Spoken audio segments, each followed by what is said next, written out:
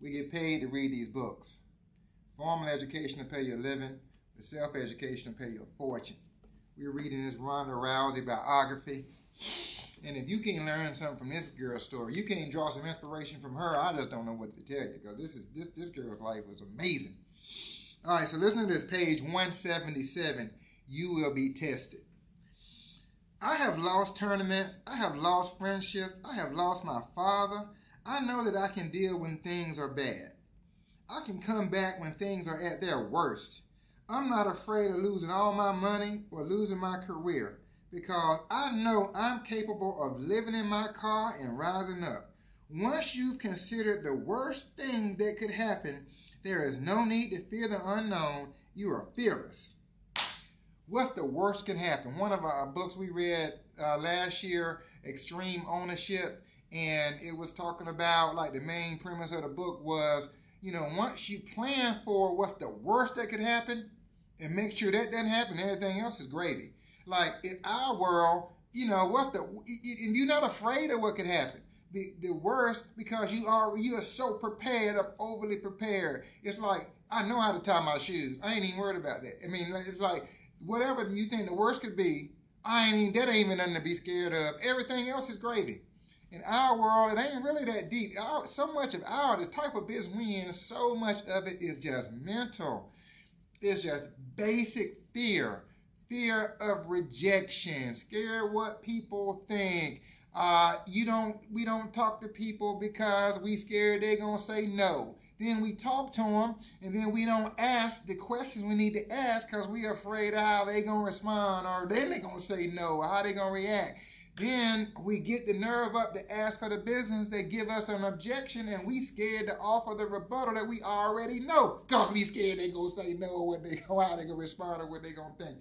All of that is just mental. We got to cut through and be so in love and obsessed with helping people that we are willing to challenge and confront and do that. So the worst could happen. Now, she's in a ring, in a cage, beating each other to death. I mean, breaking each other's arms and dislocating their elbows. Look.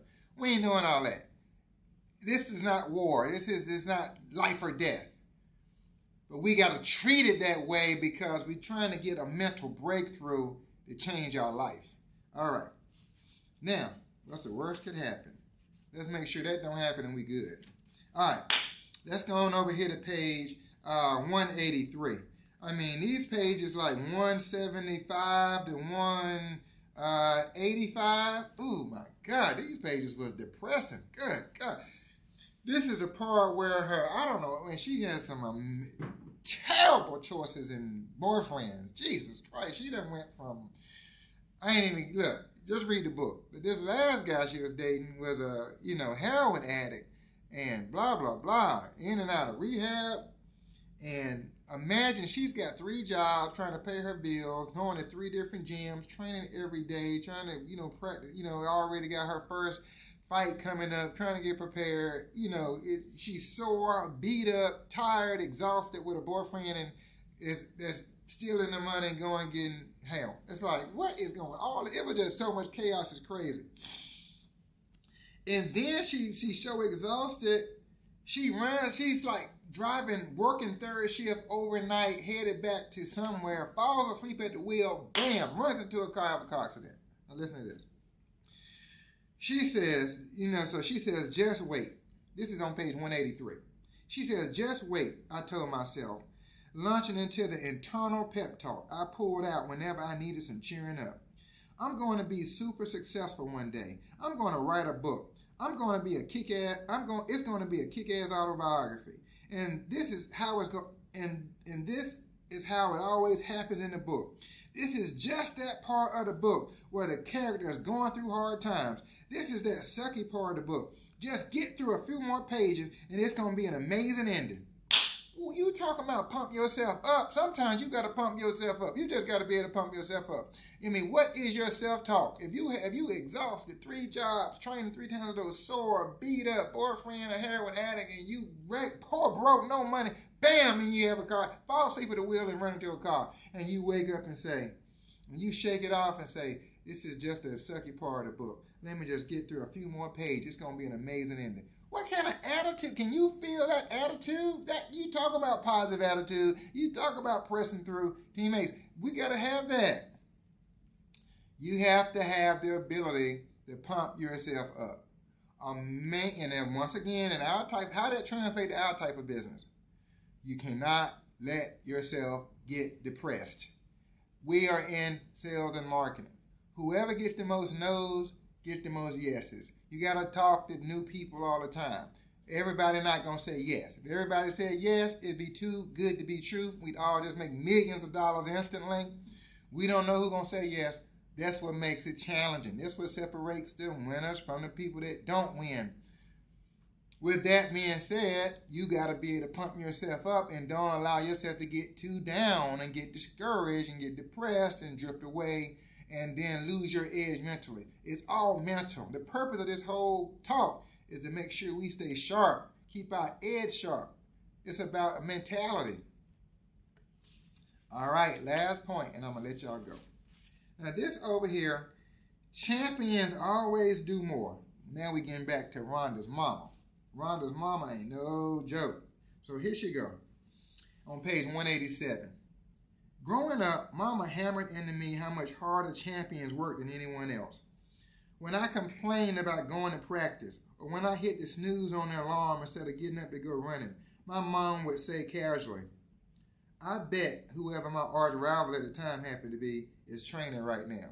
So, you know, she'd say, yeah, I bet if your arch rival is, if you, LeBron, when they was trying to beat Golden State, and his mama say, I bet Steph Curry ain't hit snooze. I bet Steph Curry out running.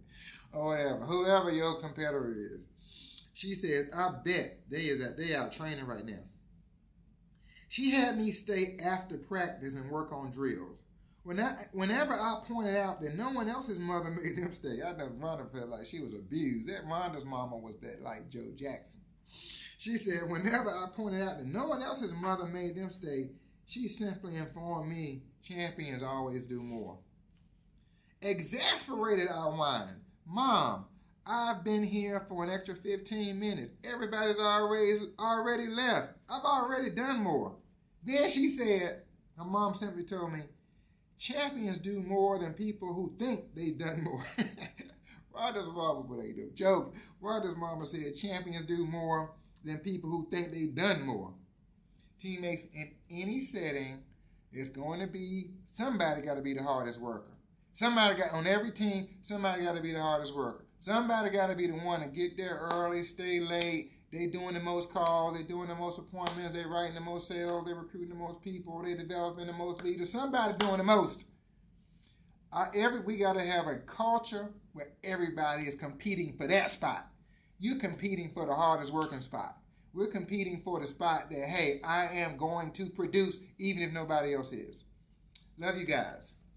This is some good stuff. I love starting my day reading this kind of stuff. It gives me so much energy for us to go attack the day. Love you guys. We'll run this play again next week.